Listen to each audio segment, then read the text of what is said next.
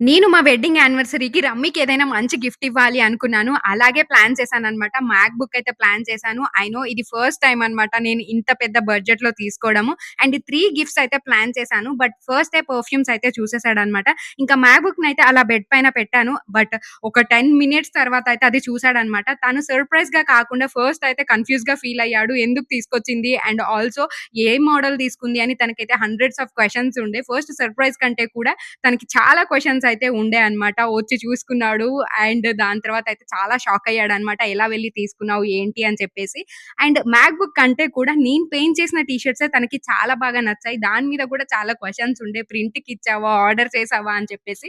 But తనకి నేను పెట్టే ఎఫర్ట్సే చాలా ఇష్టం అన్నమాట. సో, నేను లాస్ట్ వీడియోలో చెప్పినట్టు నాకు తెలుసు తను నా ఎఫర్ట్సే చూస్తారు అని చెప్పేసి ఈ పెయింట్ చేశానన్నమాట. మ్యాక్ బుక్ కంటే కూడా నా పెయింట్ చేసిన టీ షర్ట్సే చాలా బాగా నచ్చాయన్నమాట తనకి. మీకెలా అనిపించిందో కామెంట్ చేసి చెప్పండి. Thank you so much for watching my video.